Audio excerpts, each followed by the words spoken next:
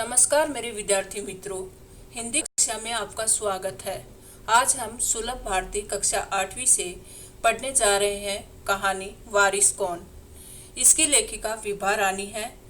ये बहुआयामी प्रतिभा की धनी विभा रानी हिंदी व मैथिली की राष्ट्रीय स्तर की लेखिका हैं। आपने कहानी, गीत, अनुवाद, लोक साहित्य एवं नाट्य लेखन में प्रखरता से अपनी कलम चलाई है। प्रस्तुत संवादात्मक कहानी के माध्यम से विभा रानी जी का कहना है कि हमें उत्तम फल प्राप्त करने के लिए समय और साधनों का सदुपयोग करना चाहिए। जो ऐसा करता है वही जीवन में सफल होता है। तो चलिए इस कहानी की शुरुआत करते हैं। कहानी का नाम है वारिस कौन। एक राजा था, उसके 4 बेटियां थी। राजा ने सोचा कि इन चारों में से जो सबसे बुद्धिमती होगी उसे ही अपना राजपाट सौंपेगा। इसका फैसला कैसे हो वह सोचने लगा। अंत में उसे एक उपाय सूझ गया। बुद्धिमती का मतलब है बुद्धिमान। जो एक राजा था, उसके 4 बेटियां थी। तो राजा ने सोचा कि जो सबसे ज्यादा बुद्धिमान होगी उसी को मैं अपना राजपाट संभालने दूंगा। उसने एक दिन चारों बेटियों को अपने पास बुलाया, सभी को गेहूं के 100 दाने दिए और कहा, इसे तुम अपने पास रखो।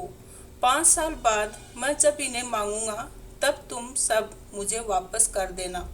गेहूं के दाने लेकर चारों बहनें अपने अपने कमरे में लौट आई। तो राजा ने उनकी परीक्षा लेने की सोचा ऐसे कैसे पता लगाऊं कि कौन सबसे ज्यादा बुद्धिमान है।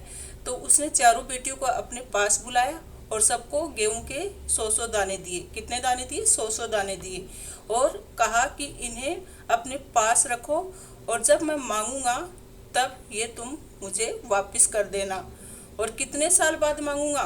5 साल के बाद में। बड़ी बहन ने उन दानों को खिड़की के बाहर फेंक दिया। उसने सोचा आज से 5 साल बाद पिताजी को गेहूं के इन दानों की याद रहेगी क्या? और जो याद भी रहा तो क्या हुआ, भंडार से लेकर दे दूंगी। भंडार मतलब गोदाम, जहाँ बहुत सारा अनाज इकट्ठा रखा रहता है। दूसरी बहन ने दानों को चांदी की एक डिब्बी में डालकर उसे मखमल के थैले में बंद करके सुरक्षा से अपनी संदूकची में डाल दिया। संदूकची अर्थात छोटा संदूक। सोचा 5 साल बाद जब पिताजी ये दाने मांगेंगे तब उन्हें वापस कर दूंगी। तो बड़ी बहन ने क्या किया? उन दानों को खिड़की के बाहर फेंक दिया। क्या सोचकर कि पिताजी को कहाँ 5 साल के बाद में ये बात याद रहेगी, और अगर मांगा भी तो भंडार से लेकर दे दूंगी। और दूसरी बहन ने क्या किया? चांदी की डिब्बी में उनको रख दिया, मखमल के कपड़े में लपेटकर, और संदूकची में, छोटे संदूक में रख दिया कि पिताजी मांगेंगे तब तक ये दाने खराब नहीं होंगे, सुरक्षित रहेंगे और मैं निकाल कर उन्हें दे दूंगी। तीसरी बहन बस सोचती ही रही कि इसका क्या करूं। चौथी और छोटी बहन तनिक बच्ची थी। तनिक मतलब थोड़ी बच्ची थी। शरारतें करना उसे बहुत पसंद था। उसे गेहूं के भुने दाने भी बहुत पसंद थे। उसने दानों को भुनवा कर खा डाला और खेल में मग्न हो गई। कौन सी बहन? चौथी बहन। तीसरी बहन तो सिर्फ उसके बारे में सोचती रही कि मुझे क्या करना चाहिए इन दानों का। और जो चौथी बहन थी, सबसे छोटी वाली, वो थोड़ी शरारती थी। वो भुने हुए दाने उसको बहुत पसंद थे। तो उसने क्या किया? उन दानों को भुनवा कर खा गई और अपने खेल में लीन हो गई, मस्त हो गई। तीसरी राजकुमारी को इस बात का यकीन था, यकीन मतलब विश्वास था, कि पिताजी ने उन्हें यूं ही ये दाने नहीं दिए होंगे। जरूर इसके पीछे कोई मकसद होगा, मतलब इसके पीछे कोई ना कोई राज होगा, उद्देश्य होगा, तभी पिताजी ने ये दाने दिए हैं और तभी 5 साल के बाद फिर से मांगने की बात कही है। पहले तो उसने भी अपनी दूसरी बहनों की तरह ही उन्हें सहेज कर रख देने की सोची। सहेज कर मतलब संभाल कर रख देने की सोची, लेकिन वह ऐसा न कर सकी। 2-3 दिनों तक वह सोचती रही। फिर उसने अपने कमरे की खिड़की के पीछे वाली जमीन में वे दाने बो दिए, मतलब उगा दिए। पहले तो सोचती रही कि मैं भी कुछ करूं, इनको संभाल के रखूं दानों को, लेकिन बाद में सोच समझकर उसने फैसला किया कि उसके कमरे के पीछे जो खिड़की थी, उधर जमीन थी, उसमें जाकर उसने वो दाने बो दिए। समय पर अंकुर फूटे, पौधे तैयार हुए, दाने निकले। राजकुमारी ने तैयार फसल में से दाने निकाले और फिर से बो दिए। इस तरह 5 वर्षों में उसके पास ढेर सारा गेहूं तैयार हो गया। तो राजकुमारी ने क्या किया, तीसरी राजकुमारी ने उन दानों को बो दिया और बहुत सारे मतलब हर साल वो दाने बढ़ते गए, फसल तैयार होती गई, फिर जब दाने निकले फिर बो दिए। तो उन अनाज के दानों से बार बार बोने से वो दाने बढ़ते ही गए और बहुत सारे गेहूं उसके पास इकट्ठे हो गए। 5 साल बाद राजा ने फिर चारों बहनों को बुलाया और कहा, आज से 5 साल पहले मैंने तुम चारों को गेहूं के 100 दाने दिए थे और कहा था कि 5 साल बाद मुझे वापस करना। कहाँ हैं वे दाने? तो राजा ने चारों बहनों को फिर से 5 साल के बाद में बुलाया। इसमें देखो शब्द आया है 100।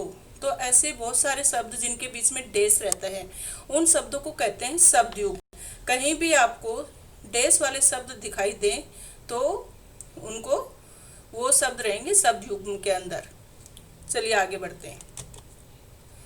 बड़ी राजकुमारी भंडार घर जाकर गेहूं के दाने ले आई और राजा को दे दिए। राजा ने पूछा, क्या ये वही दाने हैं जो मैंने तुम्हें दिए थे?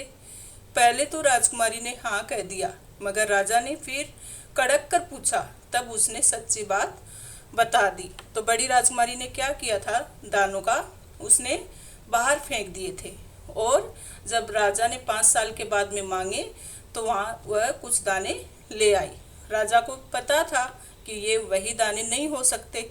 तो राजा ने पूछा, क्या वही दाने जो मैंने दिए थे? तो पहले तो राजकुमारी ने झूठ बोला और बोली हाँ वही दाने। लेकिन राजा ने जब गुस्से से पूछा तब उसने सच्ची बात बता दी। राजा ने दूसरी राजकुमारी से पूछा, तुम्हारे दाने कहाँ हैं? दूसरी राजकुमारी अपनी संदूकची में से मखमल के खोल वाली डिब्बी उठा लाई जिसमें उसने गेहूं के दाने सहेज कर रखे थे। राजा ने उसे खोलकर देखा, दाने सड़ गए थे। आप अब अगर अनाज को 1 साल तक भी पैक करके रखोगे तो वो सड़ ही जाएगा। और उसने राजकुमारी ने तो 5 साल तक दानों को रखा था और वो भी एक डिब्बी के अंदर जहाँ न हवा जा सकती थी न कोई रोशनी जा सकती थी। इसके लिए वो दाने एकदम से सड़ चुके थे। तीसरी राजकुमारी से पूछा, तुमने क्या किया उन दानों का? तीसरी राजकुमारी ने कहा, मैं इसका उत्तर आपको अभी नहीं दूंगी क्योंकि जवाब पाने के लिए आपको यहाँ से दूर जाना पड़ेगा और मैं वहाँ आपको कल ले चलूँगी। तो तीसरी राजकुमारी ने कहा कि अभी इसका जवाब मैं नहीं दे सकती, आपको इसके लिए मेरे साथ चलना होगा। राजा ने अब चौथी और सबसे छोटी राजकुमारी से पूछा। उसने उसी बेपरवाही से जवाब दिया क्योंकि वो तो शरारती थी, अनेक बच्ची थी, उसने तो दानों को बुनवा कर खा डाला था। तो चौथी जो राजकुमारी थी उससे पूछा तो उसने बेपरवाही मतलब लापरवाही से जवाब दिया, उन दानों की कोई कीमत है पिताजी? वैसे तो ढेरों दाने भंडार में पड़े हैं, आप तो जानते हैं ना मुझे गेहूं के भुने दाने बहुत अच्छे लगते हैं, सो मैं उन्हें भुनवा कर खा गई। आप भी पिताजी किन किन चक्रों में पड़ जाते हैं। तो देखो शरारती थी तो उसने उसी तरह से जवाब भी दे दिया। और यहाँ पर शब्द आया है किन किन। मैंने आपको बताया था कि जो भी टेस वाले शब्द रहते हैं वो मतलब एक जैसे ही शब्द रहते हैं, उनका अर्थ एक जैसा ही रहता है। जैसे राजपाट, घर घर, इधर उधर, तो इन शब्दों को शब्द युग्म कहते हैं। सभी के उत्तर से राजा को बड़ी निराशा हुई, निराशा मतलब हताशा हुई। चारों में से अब केवल उसे तीसरी बेटी से ही थोड़ी उम्मीद थी, उम्मीद मतलब आशा थी। दूसरे दिन तीसरी राजकुमारी राजा के पास आई। उसने कहा, चलिए पिताजी आपको मैं दिखाऊं कि गेहूं के वे दाने कहाँ हैं। राजा रथ पर सवार हो गया। रथ महल नगर पार करके खेत की तरफ बढ़ चला। राजा ने पूछा, आखिर कहाँ रख छोड़े हैं तुमने वे 100 दाने? तो राजा ने किससे पूछा? तीसरी राजकुमारी से, क्योंकि तीसरी राजकुमारी ने ही कहा था कि आपको पिताजी मेरे साथ चलना पड़ेगा, तभी मैं बता सकती हूँ कि मैंने उन दानों का क्या किया। इन 100 दानों के लिए तुम मुझे कहाँ कहाँ के चक्कर लगवाओगी? तब तक रथ एक बड़े से हरे भरे खेत के सामने आकर रुक गया। राजा ने देखा सामने बहुत बड़े खेत में गेहूं की फसल थी। उसकी बालियां हवा में झूम रही थी जैसे राजा को कोई खुशी भरा गीत सुना रही हो। राजा ने हैरानी से राजकुमारी की ओर देखा। राजकुमारी ने कहा, पिताजी, ये हैं वो 100 दाने जो आज लाखों लाख दानों के रूप में आपके सामने हैं। मैंने उन 100 दानों को बोकर इतनी अधिक फसल तैयार की है। तो राजा ने किस तरह से देखा, हैरानी से, आश्चर्यचकित होकर कि मैंने तो सिर्फ 100 दाने दिए थे और ये पूरा खेत कैसे, खलियान कैसे भर गया इतना, और इतना सारा ढेर सारा गेहूं कैसे इसने तैयार कर लिया। तो राजकुमारी ने बताया कि उन 100 दानों को बोकर ही मैंने इतनी अधिक फसल तैयार की है। राजा ने उसे गले लगा लिया और कहा, अब मैं निश्चित हो गया। निश्चित होना मतलब अब इन सारी समस्याओं से मैं जो परेशान था कि किसको अपना उत्तराधिकारी बनाऊं, अब वो मेरी टेंशन खत्म हो गई। तुम ही मेरे राज्य की सच्ची उत्तराधिकारी हो। तो उत्तराधिकारी हो मतलब संपत्ति की मालिक हो। तो धन्यवाद विद्यार्थी मित्रों, आपको अच्छे से समझ में आया होगा और इसको बार बार पढ़ें।